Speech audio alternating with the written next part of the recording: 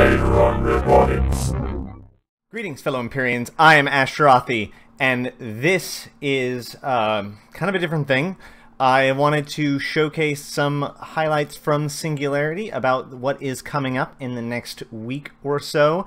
It is the end of the year, and therefore it is the Yoiul Festival, which is kind of a play on words, obviously. We think of Yoiul as in with a Y, which is the winter festival, but this is Yoiul, which is the ship that the Yoiul Accords were performed on, which was the big treaty that brought some semblance of peace and order to the universe, and also is the reason why we have Concord today and really established the four empires' political positions that they now have. Now that happened exactly, or not exactly, because it actually happens in June, but it happened 119 years ago now. We were in YC 118, and the Y in YC is Yoiul. It's the Yoiul Convention. That's that treaty that's being celebrated in the YC. So for the last year, it's been YC 118, and next year will be YC 119. So the Yoiul Festival YC 119 is basically Eve's way of saying Happy New Year's 2017.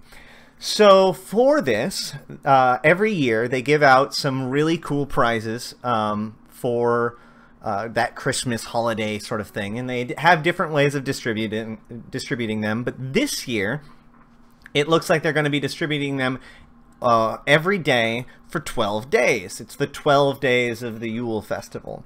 So what can we expect to get in these things? We can expect to get festival launchers, fireworks, snowballs, all that kind of celebratory stuff. However, we can also expect to get these new accelerators, which function very similar to the Crimson Harvest cerebral accelerator. So 24 to 48 hours of increased training time based on your attributes. We can also expect certain amounts of clothing items. We have a lot of new clothing items in the file, so we're not 100% sure what we are and are not going to get, but it looks like there's a red like Christmas hat. And finally, the new ship skins. So this is new skins using the new projected texture technology. We have gotten a new technology for skins in the last, or with Ascension, and the Star Captain Confessor is the first example of this, and this is a new example of it. Basically, instead of being just two colors, it is blue in the front, white in the back with a gradient, and then a different blue kind of spot-marked pock marks over on top of it, like a leopard print. You'll see.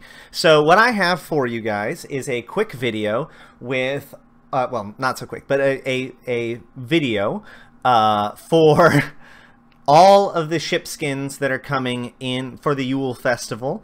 They are all of the race's T1 standard ships. So no faction, no slicers, no nothing like that.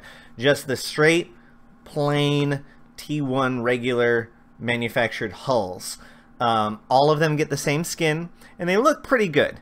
So let's check them out. Alright, and so here we have the ship tree. We're going to be looking at Amarr first.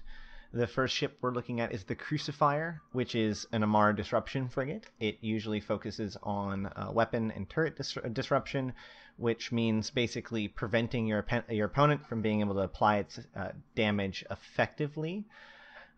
You can see that the white on the back going up to blue in the front. It's a little bit dark. I try to get some good reflections on the light. Next is the Magnate. The Magnate is the exploration frigate for the Amarr Empire. So if you're interested in doing exploration and you have an Amarr Alpha clone, this is the ship for you. It has bonuses for both probing and hacking. So you can basically do whatever you want with that when it comes to exploration. The Executioner is the fastest ship of the Amarr frigates for T1. It is designed to get in there and do tackle and be too fast to hit. It's also really good potentially for kiting and before you step up to the slicer. The Inquisitor is the logistics frigate. So this is for those who want to heal your allies as opposed to damaging your enemies. I really like the way that the skin works on that one, with the top bow being white. The Punisher is the tankiest of all of the Amarr ships, or of the Amarr frigates, which are already known to be pretty tanky. It is definitely a tough nut to crack. However, it does have the problem of having too few mid slots, which is true for a lot of the Amarr ships. So you're going to have to make a decision between like a web and a scram, for example. The Coercer is your laser Amarr destroyer. It packs 8 lasers, and it is a pretty neat ship for all kinds of things. It's particularly, well, actually kiting or close range, whatever you want. It's a very reliable platform. Also good for salvaging, ironically. The Dragoon is the Amarr drone boat. It also has some pretty good energy neutralization bonuses, so it can drain the cap of your enemy. It does suffer from some range limitations, and it's just not quite as effective as some other drone boats. But altogether, it's a pretty fun ship. The Mauler is very tanky on the Amarr side. Is pretty tanky on the Amarr side. It has a very good resistance bonus. So it is a pretty good go-to cruiser ship when lasers are in vogue, which is regrettably not frequently, but you know, it is what it is. Next is the Omen. The Omen is kind of the faster cruiser. Obviously, the Omen Navy issue kind of takes this to the more logical extreme, but the Omen is pretty good. It also steps up into the Zealot, which for Omegas, which is where armor hacks come from. The Augurer is the Amarr cruiser logistics. It relies on cap chains in order to remain cap stable, and is a practice for the Guardian, the logistics cruiser, which is one of the most used logistics ships in the game. The Augurer is a pretty good version of that. Next we go over to Caldari. I think I missed the Arbitrator. Do I go back? Oh, nope, I go back for the wrong thing. All right, well, there's the Imperator, which is the rookie ship, which is now called a Corvette. Pretty cool. I like to have the rookie skins because I hop into them when I don't have anything else. But there is no shuttle skin, and there is no faction skins. So only the T1 ships, guys. Sorry about that. The Arbitrator is kind of this big Dragoon with tracking disruption. So this is the Caldari Corvette. Sorry, it's what it is. This is the Bantam, which is the Caldari logistics frigate. I think that the Caldari really showcase the projected textures really well. I mean, the big flat panels of the Caldari ships show off the projected textures probably as good as maybe even the Amarr. But at the same time, it has that blockiness that breaks it up, which makes it look kind of good. This is the Condor. The Condor is the fast strike frigate for the Caldari. The Griffin is going to be your E-War frigate. Now, these things are nasty, because these guys are specifically able to jam out opponents, so you can disrupt FCs, you can disrupt logistics, whatever, and even a single Griffin can cause a huge disruption to an enemy fleet. The Kestrel is the go-to kind of missile platform for the Caldari frigates. It is pretty good at kiting, which is the Caldari platform is very much about burst and shields. Shields and missiles give them that burst ability with the ancillary shield reppers and whatnot. The Merlin actually goes with blasters or hybrid weapons rather, which gives it a slightly different damage profile than a lot of the other Caldari ships, but it can be pretty devastating at short range or as a kiter. The Heron is your exploration frigate, which is just gorgeous. It's one of my favorite looking ships in the game. It just screams exploration. And with the skin, it looks pretty good. I think it goes pretty well. On some of these ships, it almost takes on a predatory, like animalistic approach with the leopard print pattern almost. Like this one actually is a really good example of that. This is the Kormoran, which is the hybrid turret destroyer for the Caldari. It is a really good sniper platform, for example. And then the Corax, which is the Caldari's missile platform for destroyers. It struggles right now, but man, does it have a sexy profile, man. Like it looks like it's a U-boat in space or something. It's one of my favorite looking ships too. I was flying it with my Caldari Alpha for a while, which was pretty fun, and I think I might fly with it some more, but it just looks really cool. So on the cruiser level, we have the Osprey. The Osprey is the Caldari logistics cruiser, and it shields and uses a cap chain, I believe, like the Amar. I can't remember off the top of my head which shields does the cap chains. I'm sorry. But that's okay. Because this becomes a Basilisk, so it has to be the cap chain one. This is the Caracal. The Caracal is a wonderful ship. As a Caldari Alpha, this is going to be your go-to combat ship for like everything. Its missiles gives it great versatility. Its shields are really good with pretty strong with really good options for burst tank and all different kinds of other things. It's just a really solid ship. But the MOA is while the other ship the one thing that is wrong, or that could be said about the other one, is that its shield is a little bit thin. Not the same with the MOA. The MOA gets a shield resistance bonus and also looks kind of like Serenity from Firefly. So there's definitely that. I love this skin on this ship too.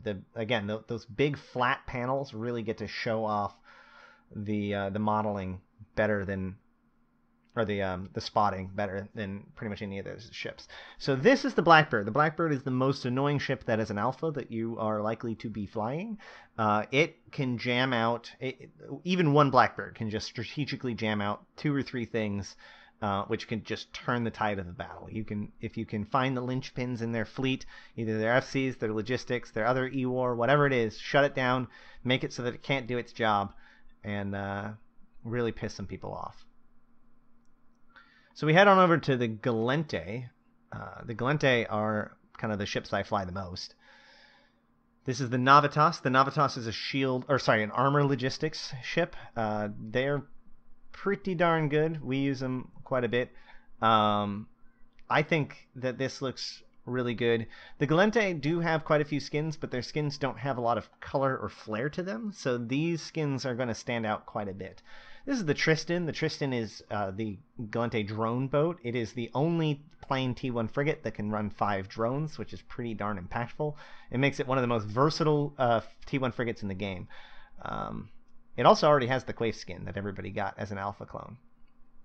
The Incursus relies on a repping bonus to be able to stay in the battle. So it, in particular, does very well with an ancillary armor repper on it.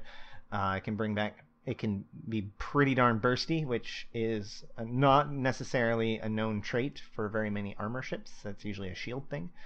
And I think it looks pretty good with that skin. I know I keep saying that, but they do. The Imicus is the Gallente exploration ship. So once again, if you want to do hacking and all that stuff, and you are a Gallente Alpha, this is the ship that you are almost certainly going to be using. Again, I think that one of the important things is that the Gallente have no real good skins right now. Like, they have a bunch of skins, but nothing. Everything's all bleh. So these skins are going to be probably pretty popular just because of a lack of other cool things. This is the Atron, which is one of our favorite ships. It's fast tackle. It's super fast. It's really cool and hull tanked, and it actually looks really good with this skin. It really brings out that Predator feel to it, I think. The Maulus is the Gallente Disruption frigate. It actually shows it off probably the least, I think. Well, There's a couple of neat panels, but a lot of the silver is still showing through, which is fine. The Gallente Mollis is the disruption frigate, so it will slow down enemy lock time and also force them to come in closer in order to lock. Really important when it comes to disrupting logistics, because when other disruption like E-War fails, just damps will work. This is the Catalyst. The Catalyst is probably the most common ganking destroyer in the game. It has probably the most skins of any other ship in the game, I think, but this still like stands out above them all. I think that patchwork, the predatory white on blue or blue on white really stands out. This is the Algos. Predatory. I keep saying predatory, but you know, predator, like as a predator, like a cat. Can't think of their names. Lynxes or something. This is a Gallente drone boat. The Pegasus or the Algos is one of my favorite ships. Sorry, Pegasus is our build of it. One of my favorite ships in the game, partially because it looks like Battlestar Galactica, partially just because it's so freaking good with its drone speed bonus. You can pull out Valkyries that go nearly like 9 to 10k and catch basically anything. This is the Gallente Vexor. The Vexor not only looks really good with this spotting again, but it is the cruiser drone boat. It is probably, when people tell you that the Gallente are the best race to be, this is probably the ship that they have in mind when they tell you that. The Thorax is a fast strike with either blasters or rails. It can be fast tackle getting in there real quick, or it can kite very effectively. Again, the kind of the more natural bulbous nature of the Gallente ships, the more organic nature of it, really makes the spotting come out as looking like you're on the hunt for something. How about that? That's a good way of putting it. This is the Celestis, which is the big boy of the Mollis. Again, it's designed to damp people out, which forces them close in range, or it causes them to not be able to lock things quickly, which is very effective on logistics ships, as you can switch between targets faster than them. Speaking of logistics ships, this is the Gallente Logistics Cruiser. These guys generally don't need cap chains, which make them effective either as solo or in a cluster like of 2 or 3. They don't need to rely on each other. If you lose one, you don't actually lose 2, so on and so forth. They are pretty good, and they have drone bonuses, so that's basically like an extra repper. And go. And here we have the Minotaur, which I think are the real winners out of all of this, just because all of their old skins just sucked so bad. Just the way that Minotaur does their paneling just makes it not look good. And then because of that, my guess is that CCP just didn't commit that much effort to making it work with the old skin system, so they just didn't have very many. Here is the Vigil. The Vigil is the E-War Disruption Frigate, so it comes with a target painter bonus. So it's designed to make enemies be bigger. So if they're trying to sig tank, or if they're, whatever, which is a big thing for the MR, these guys can make it so that your dudes can hit them just fine, which is great. The Slasher is the Minotaur Fast Striker, so it is the fastest frigate of the speedy frigate race, or of the speedy race. So the Slasher is an incredibly quick frigate when it comes to T1. Obviously, there are other ships like pirate ships that might be able to outclass it, but for what it is, it's really good. The Probe is the exploration frigate for the Minotaur. It's the my Minotaur Alpha is my exploration Alpha, so this is the ship that my Minotaur Alpha uses all the time. So I will definitely be looking forward to getting this skin for her. It looks pretty darn cool. And again, there hasn't really been that many good ship skins before this, so not much to compete with. The Rifter's probably the most iconic ship in the game. It is now it kind of suffers from not having a place in the world right now. It does have a rails bonus to it, so it is technically probably like a kiter, maybe a scram kiter. But it's it suffers from a lot of problems right now. So hopefully it gets rebalanced soon. The Breacher is the Minotaur missile boat. So it kind of pretends to be Caldari in a lot of ways, and it brings those advantages to the table. But with an additional amount of basically Minotaur speed. The Burst is the shield repping ship for the Minotaur.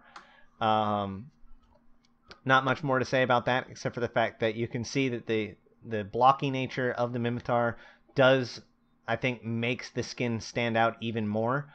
But we'll have to see what these things look like when they're flying around, I suppose, as well. Just watching them in the viewer isn't enough. So the Talwar is the Minotaur missile ship. I've seen them come in and out of the meta a lot, especially in the form of fleets. I